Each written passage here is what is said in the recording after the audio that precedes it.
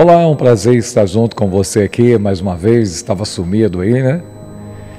Mas graças a Deus estamos juntos aqui. Como eu falei aí em algumas publicações pelas redes sociais, que eu estava um pouco afastado aí, né, de estar gravando vídeos devido a algumas cirurgias que eu fiz por causa de um descolamento de retina. E infelizmente não foi bem sucedido na primeira, depois tive que fazer a segunda, a terceira. Foram 6 cirurgias, entre elas a laser também, né? Mas estamos aí, graças a Deus. Deus está nos abençoando e já deu tudo certo no nome do Senhor Jesus. Eu quero agradecer a Deus por tudo aquilo que Ele tem feito em nossas vidas. Sabemos que em alguns momentos a nossa carne, o nosso humano, ele tenta ficar abatido, desanimado.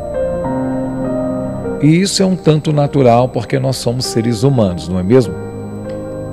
Mas é por isso que eu quero falar com você algo nesta noite que nos fortalece e muito diante de tudo que nós passamos em nossas vidas. E isso seja de exemplo para a sua vida. Eu quero falar com você sobre o poder da graça de Deus. Sabemos que o inimigo ele sempre tenta colocar em nossas vidas acusações, ele sempre tenta trazer o passado em nossas vidas, esse é o papel dele. Mas o papel da graça é nos mostrar quem nós somos em Jesus. Eu quero ler com você no texto do livro de Romanos, capítulo de número 5, a partir do verso de número 17, que diz assim: É verdade que por causa de um só homem, e por meio do seu pecado, a morte começou a dominar a raça humana. Mas o resultado do que foi feito por um só homem, Jesus Cristo, é muito maior. E todos aqueles que Deus aceita e que recebem como presente a sua imensa graça, reinarão na nova vida por meio de Cristo. Verso 18. Portanto, assim como um só pecado condenou todos os seres humanos, assim também um só ato de salvação liberta todos e lhes dá a vida. Verso 19. E assim como muitos seres humanos se tornaram pecadores por causa da desobediência de um só homem, assim também muitos serão aceitos por Deus por causa da obediência de um só homem. Versículo 20. A lei veio para aumentar o mal, mas onde aumentou o pecado, a graça de Deus superabundou. Verso de número 21. E isso aconteceu a fim de que, assim como o pecado dominou e trouxe a morte, assim também a graça de Deus, que o leva a aceitar as pessoas, dominasse e trouxesse a vida eterna. Essa vida é nossa por meio do nosso Senhor Jesus Cristo.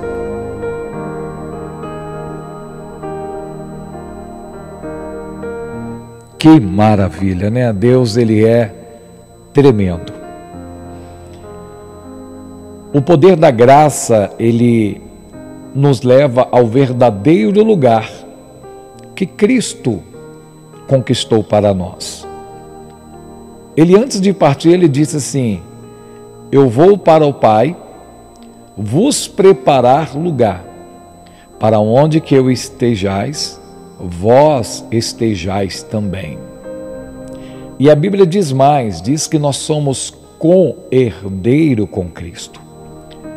Esta palavra co-herdeiro, ele dá o mesmo direito ou o mesmo patamar do herdeiro, ou seja, ele não nos diminui. Isso revela o quanto o amor de Deus, ele é grandioso pelas nossas vidas. O quanto Deus é misericordioso para conosco, porque Ele sempre tenta nos resgatar, Ele sempre tenta nos trazer pelo poder da sua graça para próximo dEle.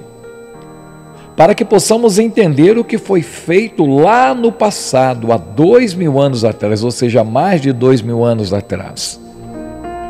Mas também nós sabemos que toda a história dá-se uma mudança para a humanidade a partir da palavra que Deus deixa para Adão e Eva, dizendo para ele: vocês podem viver livremente no jardim, vocês podem comer o que quiser, mas desta árvore que está no meio do jardim, certamente dela não comereis, porque no dia que comeres, certamente morrereis. Ou seja, Deus deu uma palavra de ordem para esse casal. Deus, a Bíblia diz que ele vinha na viração do dia, ou seja, no final da tarde, todos os dias, conversar com eles. Olha só que maravilha, eles estavam ali diante de Deus, face a face, porque eles tinham a vida eterna. Eles eram eternos até então. Então Deus vinha conversar com eles. E o tempo foi passando. E esse tempo passando, em alguns momentos na nossa vida, se tem uma coisa que é perigosa para nós, é o tempo. Porque você já se viu num tédio? Quando você está num lugar meio que parado, não tem nada para fazer, e o tédio bate, né? Você olha para um lado, olha para o outro, às vezes você já está acostumado. Você pode morar até numa mansão, ter piscina, ter sauna, mas você está enjoado daquilo, ou seja, o tempo fez com que você enjoasse daquilo, era o seu sonho, mas você já está enjoado nesse momento, você já olha, não quero isso não, está tediado. E aí que mora o grande perigo nessa busca de novidade, é que pode nos levar a uma grande ruína se nós não tivermos uma vigilância constante. Porque foi o que aconteceu com Eva primeiramente. Eva, ela se aproxima perto do local que foi dado para Deus como proibido. E ali o ser maligno, ardiloso e com seu artifício ali, usando a serpente, a Bíblia diz que era um animal mais bonito até então, era o animal mais bonito do jardim. E nós conhecemos a história que ela seduziu Eva, dizendo que eles poderiam ser semelhante a Deus. Ou seja, o que o diabo estava oferecendo naquele momento era a liberdade para o ser humano fora de Deus. Porque a desobediência tira o ser humano da presença de Deus e da vontade de Deus. E o diabo, ele apresenta a mesma coisa do passado, ou seja, você pode fazer o que quiser, você pode ser quem você quiser, nada vai impedir, ninguém vai impedir, porque você tem esse poder em suas mãos. E Eva acreditou na palavra do mal, do maligno, e ela pegou do fruto e comeu. E ela não só comeu do fruto, mas ela levou o fruto consigo e foi se apresentar a Adão. E ali Adão também, ao invés de repreendê-la, de dizer para ela: mulher, você é louca, você desobedeceu a voz de Deus, mas não, ele também compactuou com esse erro, com esse pecado. E no dia que Deus foi buscar mais uma vez eles para conversarem, para terem comunhão, Deus não os encontrou. E a Bíblia diz que Deus começou a procurar, se assim podemos dizer, né? Porque Deus, na sua onisciência e onipresença, ele já sabia de todas as coisas. Mas nesse momento, como um bom pai, ele se coloca, entre aspas, na posição do filho. E ele diz: Adão, Adão, cadê você? E Adão não responde. A Bíblia diz que eles estavam escondidos atrás de um arbusto e pegaram folhas para tampar as suas partes íntimas com vergonha de Deus. E a Bíblia diz que naquele momento Deus os encontra E eles saem dali cheios de vergonha. E Deus começa a conversar com ele. O que aconteceu, Adão? Por que você se esconde? Senhor, nós nos escondemos porque estamos nus. E ele diz assim, mas quem te disse que você está nu? Ele disse, Adão, você comeu do fruto proibido.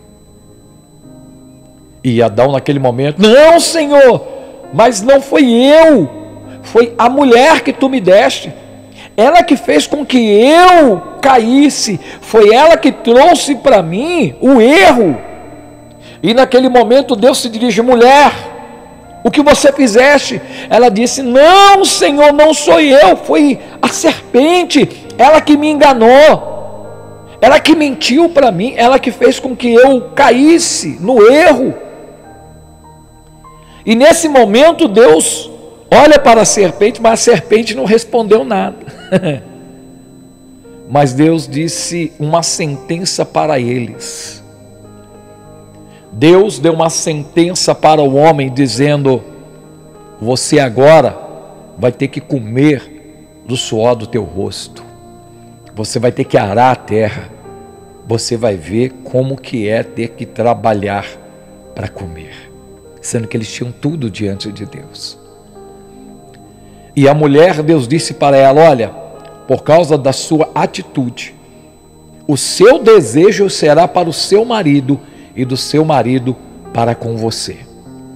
E você terá dores de parto. Ou seja, a mulher passou a sentir dor do parto a partir daquele momento.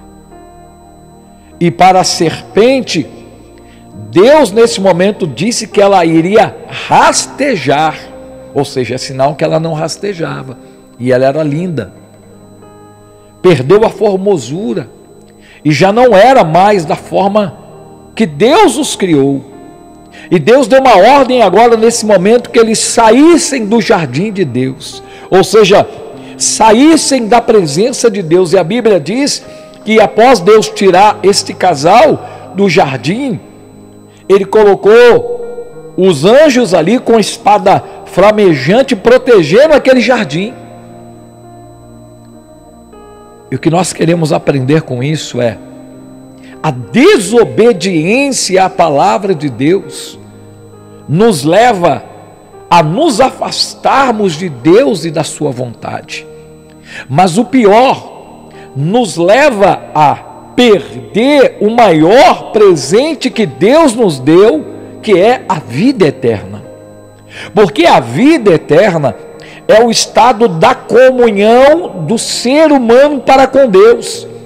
E isso só é permitido após a queda, diante do texto que nós lemos aqui, no livro de Romanos capítulo 5, que diz que o pecado entrou por um só homem, e com isso ele trouxe a morte, e por causa de Adão, o ser humano teve a morte na sua vida, a morte eterna, a morte de não desfrutar as bênçãos de Deus.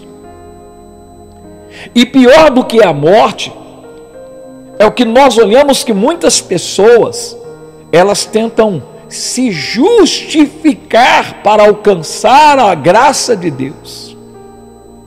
E como que elas tentam fazer isso, pastor? Algumas pessoas tentam dizer que as suas obras são tão boas, que elas são boas pessoas porque elas praticam boas obras, elas ajudam os necessitados. É verdade, elas ajudam os necessitados, talvez com cesta básica, talvez ela vá lá, paga uma conta que está atrasada, talvez leva no hospital, ou seja, ela faz muitas obras filantrópicas. E isso é bonito, e Deus gosta disso no ser humano, mas isso não justifica o homem, não capacita o ser humano a ter direito à vida eterna. Outras pessoas, elas tentam se justificar, achando que tem direito a entrar no reino de Deus através da sua religião, porque vem do verbo latim, do religare, né?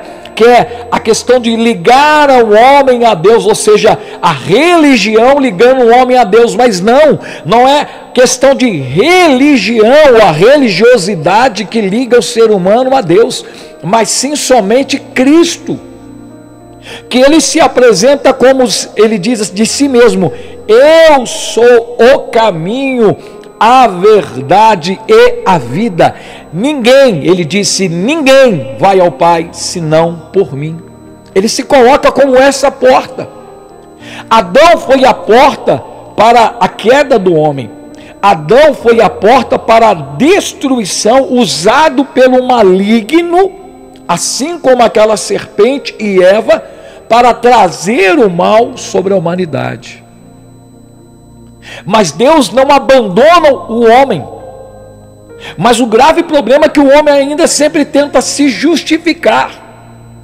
E além, ele não estando satisfeito, ele busca esta religião para tentar, dos seus dogmas, na sua forma de ser, tenta se justificar. Nem os judeus conseguiram isso. E olha que Cristo era judeu, era de Nazaré. Ou seja, Jesus de Nazaré, ele via aqueles homens, os homens no templo, os fariseus. Tinha vários grupos religiosos naquela época, e nem por isso eles foram justificados. Pelo contrário, Jesus um dia vira para eles, os fariseus, e diz assim: vocês são como sepulcro caiados, vocês por fora são bonitos. Ele diz isso porque era de costume para um túmulo ter uma aparência bonita, né? Pegava-se ali e pintava ele com cal ou algum produto da época ali, pintava-se para ficar aquele túmulo bonito por fora, mas por baixo da terra já estava apodrecido, mal cheiroso, sem vida. O que Jesus estava dizendo para eles era isso: a sua religiosidade, todos esses dogmas que você abraçou, todo esse conhecimento não te justifica. Da mesma forma que não justificou Saulo, não justificou. Ou seja, aquele que era o perseguidor da igreja, um homem que achava que estava fazendo a vontade de Deus dentro do seu dogma, um homem que tinha a carta do Sinédrio para perseguir os cristãos, o qual ele entendia que não era cristão, mas que eram falsos. Quantas pessoas hoje perseguem a igreja? Quantas pessoas perseguem os cristãos? Eu sei que muitos podem dizer, mas não é bem assim. Sim, as pessoas mais perseguidas no mundo são os cristãos.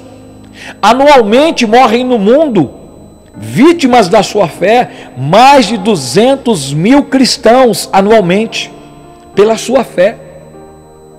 E muitas pessoas que até mesmo não matam, mas agridem, denigrem, falam mal, porque acham que com isso eles estão defendendo o seu dogma religioso, estão atacando também de uma certa forma. Mas isso para nós não importa.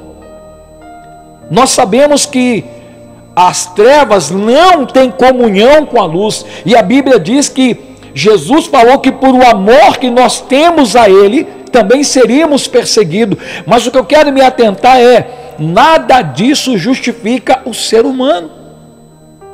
Por mais religioso que ele seja, por mais dogmas que ele tenha, e isso eu me refiro também aos evangélicos, que muitos evangélicos, às vezes, eles também tentam se justificar a sua salvação nos seus dogmas, nos seus usos e costume, de não corta cabelo, de não faço isso, de não faço aquilo. Nada disso nos justifica diante de Deus. São preceitos humanos, e com certeza os fariseus tinham um preceito muito maior.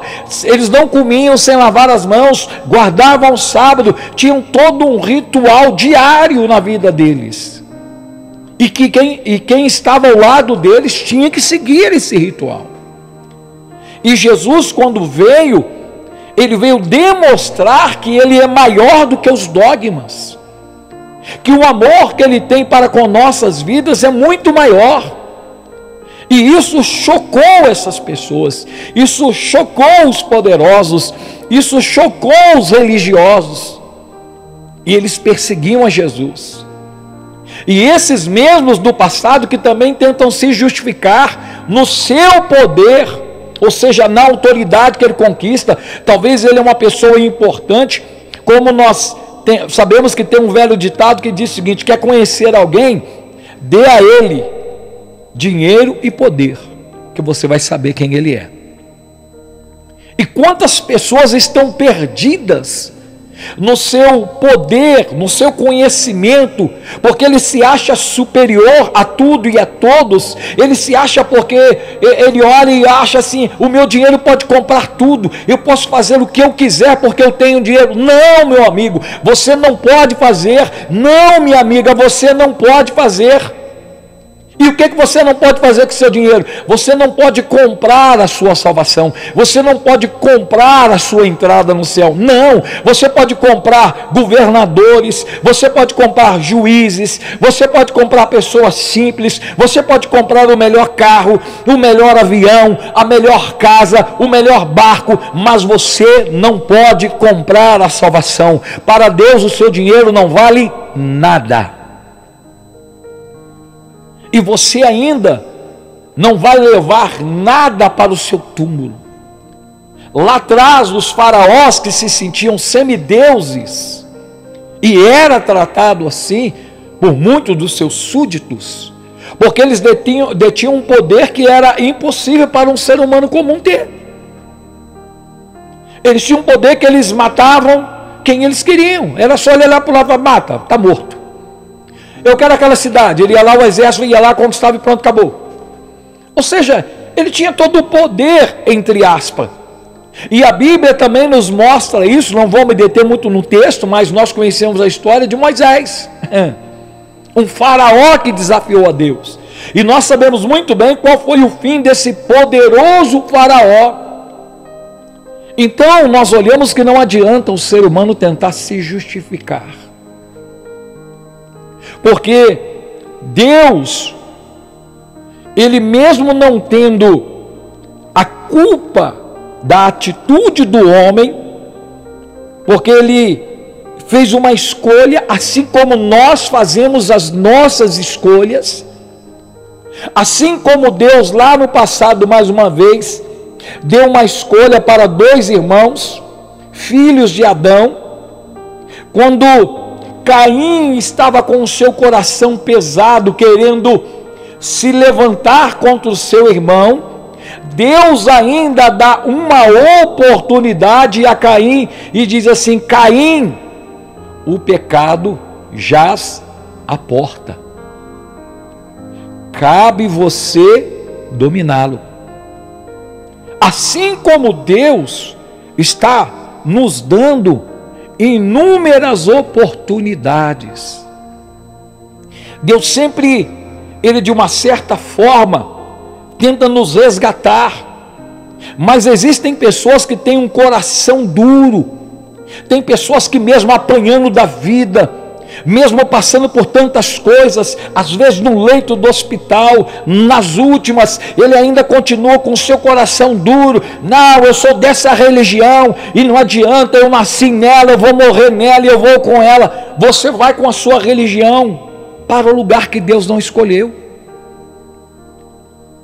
Você às vezes, com o seu orgulho, com todo o seu dinheiro, você vai para um lugar que Deus não escolheu para você por causa do seu orgulho e se apegar ao dinheiro. Mas não é isso que Deus escolheu. A Bíblia diz que como por um só homem entrou o pecado, também por um só homem, Jesus Cristo, a graça de Deus trouxe com ele a vida para o ser humano. E a vida eterna, e não somente uma vida eterna, porque Jesus, ele disse: eu vim para que tenham vida e a tenham em abundância. Deus, ele trouxe a vida para o ser humano. Mas muitos ainda também tentam se justificar na incredulidade do que a palavra de Deus diz. Ele prefere dizer: não, a Bíblia é apenas um livro qualquer, é muito menor do que outros livros, porque isso aí é escrito pelas mãos dos homens, não tem valor algum. Ok, é o seu direito de crer assim, mas não te justifica e não vai te justificar naquele dia. Isso não vai te proteger. Você não crer não garante que você está salvo do que vem pela frente. Isso é fato. É interessante, né? Que até na nossa lei, quando você comete um crime, mesmo não sabendo o que é crime, você é julgado da mesma forma. Ah, mas eu não sabia. Não, mas você não saber não te dá o direito de não ser julgado. Olha só que interessante. Na nossa lei brasileira existe este parâmetro. Agora, da mesma forma como a Bíblia diz que um dia todos vamos comparecer diante de Deus, lá no chamado juízo final, vamos estar diante de Deus para prestar conta do que fizemos no nosso corpo, quer bem ou quer mal. Isso demonstra que o que vamos responder é individual. Eu não vou responder pela minha esposa, pelos meus filhos, pelos meus netos, pela minha mãe, pelos meus tios, pelo meu pastor, pelo meu evangelista. Não, eu vou responder por mim diante de Deus. Agora, o único meio de eu estar justificado é através da graça de Cristo. É quando eu reconheço a Cristo como o único e suficiente Salvador da minha vida, sem mediador. Eu não preciso do A ou B ou C ou ela ou aquela para mediar a minha fé. Eu tenho um acesso direto a Deus através de Jesus Cristo. Mas você tem esse acesso por enquanto, porque Deus, Ele te deu esse presente chamado graça. Mas esta mesma graça, que é uma porta, porque você lembra, Ele se coloca como um caminho, mas Ele também se coloca como a porta para as ovelhas entrarem. E esta porta chamada graça, ela vai se fechar, está muito perto. Diante de tudo que nós estamos vendo acontecendo no mundo, mais do que nunca revela a volta de Jesus Cristo. E com a volta de Jesus Cristo, a porta da graça vai se fechar. O Espírito de Deus que hoje está na terra, tocando nos corações, como a Bíblia diz que o Espírito de Deus, ele convence o homem do pecado, do juízo e da justiça de Deus. Quando ele for retirado, o homem não vai mais alcançar a salvação pela graça, mas ele terá que pagar com a sua própria vida, diante da perseguição, diante de tudo que vai acontecer nesse mundo, e o mundo que vai estar debaixo da autoridade do maligno por um tempo. Já estamos vendo isso, uma perseguição de todos os lados à fé. Nós vemos uma perseguição de todos os lados tentando destruir a chamada família tradicional.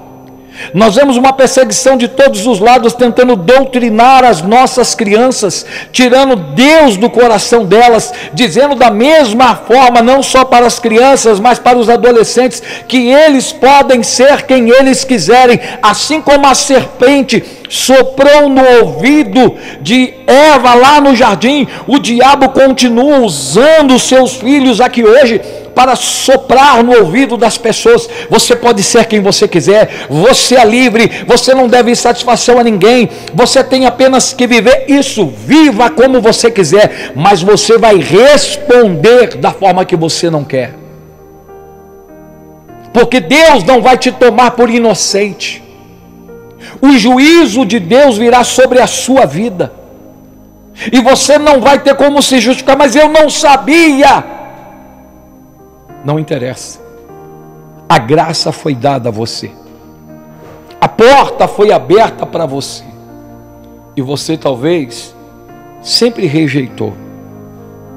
Algumas pessoas talvez conhecem uma ilustração antiga, que eu vou tentar aqui lembrar, mas me veio na mente, e isso infelizmente até traz uma tragédia que nós vivemos no Rio Grande do Sul, né?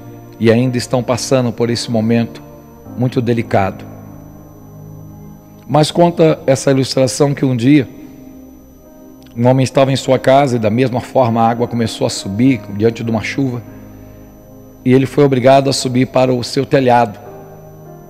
E ali ele orou a Deus: Deus, não me deixe morrer aqui, Senhor. Eu acredito em Ti. Me salva, Deus, me salva.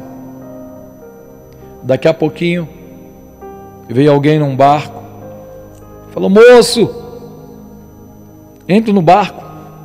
Ele: não, eu não quero barco, Deus vai me salvar. Moço, mas a água está subindo, moço, só não tem muito tempo. Não, pode ir embora, Deus vai me salvar. Logo depois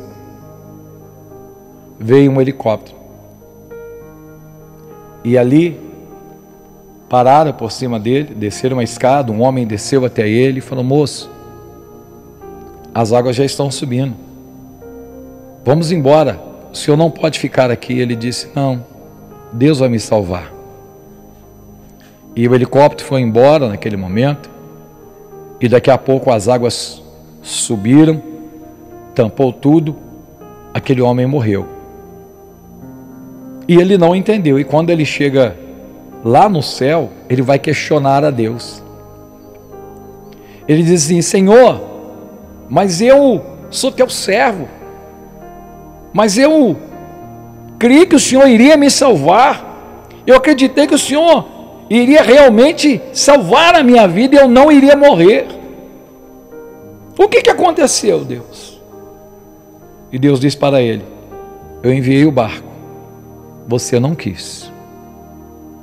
E mesmo assim, depois eu enviei o helicóptero, você também não quis. Você rejeitou o meu ato de bondade para te salvar. Isso é apenas uma ilustração, mas na realidade Deus está te dando sinais de todas as formas. Você que está me vendo agora, eu quero dizer principalmente para você, Carlos, quantas vezes Deus te livrou da morte? Você escolheu a vida do crime, você escolheu viver uma vida desobediente aos seus pais. Quantas vezes choraram diante de você e você, com seu coração endurecido, não deu ouvidos? Você esteve várias vezes perto da morte, tiros, mas Deus mesmo assim preservou a sua vida por causa da oração da sua mãe. E Deus está te dando mais uma chance, e essa será a última, não haverá outra oportunidade. Assim como você, que Deus está falando diretamente, existem outros que Deus tem enviado a graça dele hoje, ontem, há 10 anos atrás, e eles estão rejeitando. Não, amanhã eu vou, eu ainda sou muito novo para isso. Não, eu não quero hoje não, eu vou curtir mais um pouquinho, eu vou viver a minha vida, depois eu vou. Deixa eu falar para você entender. Semana passada eu recebi a notícia de um pastor amigo nosso que faleceu, jovem, devia ter no máximo seus 40 e poucos anos, muito conhecido aqui na nossa cidade, Juiz de Fora, era cantor, conhecido como pastor Tony Fogo Puro. E o que foi passado para nós, que ele faleceu por causa de uma infecção no dente. Essa infecção, ela se tornou generalizada e veio ao óbito. Quase toda semana, algumas pessoas chegam com notícias desse tipo. O fulano morreu, o que aconteceu? Estava bem, de repente deu um infarto. Nessa mesma semana eu recebi a notícia de 2 pessoas, a do pastor e de um outro conhecido desde a infância, irmão em Cristo também, que faleceu. Você não sabe a hora que você vai partir, mas Deus está te dando a oportunidade e te chamando. Agora, se você quer continuar rejeitando a graça, o direito é seu. Deus não tem filhos obrigado. Não, Deus não obriga ninguém a ser filho. A Bíblia diz, mas todos quanto o receberam, deu-lhe o poder de serem feitos filhos de Deus. Quantos o receberam, não é? Todos os que ele obrigou, que ele amarrou, que ele enviou o anjo para obrigar. Não, Deus não vai enviar anjo para colocar espada no seu pescoço. Mas uma tristeza é, para aqueles que não aceitam a Jesus, o inferno já está lá. E logo depois, todos serão lançados no lago de fogo. A escolha, ela é pessoal. O que você deseja fazer com a sua vida é uma posição sua. Mas eu gostaria de fazer uma pergunta para você nesse momento. Você vai continuar tentando se justificar? Você vai continuar tentando encontrar desculpas para não mudar a sua vida? Para não aceitar esta graça? Ou você vai se render aos pés de Jesus, ou você vai permitir que esta ação do Espírito Santo, que ainda existe hoje, ela inunde a sua vida, te levando a Jesus e o sangue dele te purificando de todos os seus pecados. Qual é a sua escolha? A sua escolha. Se você quer fazer uma escolha por Jesus, eu quero orar por você. Eu quero orar para que a sua vida seja transformada. Para que toda esta maldição que o diabo tem colocado na sua vida, de doenças, de marginalidade, de tudo aquilo que não provém de Deus na sua vida, ela saia, mas que haja um tempo de restauração, de abundância de Deus para a sua vida e para a sua casa. Se você almeja assim, eu quero convidar você a fazer uma pequena oração comigo, para você, e depois eu vou orar por você. Então eu gostaria, se você puder, se você estiver dirigindo, para o seu carro num lugar tranquilo aí. Se você precisar de um lugar mais à vontade, para aí um pouquinho. Eu sei que o Espírito Santo está tocando no teu coração. E eu quero que você repita comigo esta oração que eu vou fazer nesse momento. Você vai repetir o seu nome para Jesus nesse momento. Então diga assim: eu, falo o seu nome, nesse momento, reconheço que sou um pecador e não tenho como me justificar diante de Deus. E nesse momento, eu aceito Jesus como o único e suficiente Salvador da minha vida. E coloco Ele como o Senhor da minha vida. E neste momento, eu te peço, Deus, escreva o meu nome no livro da vida.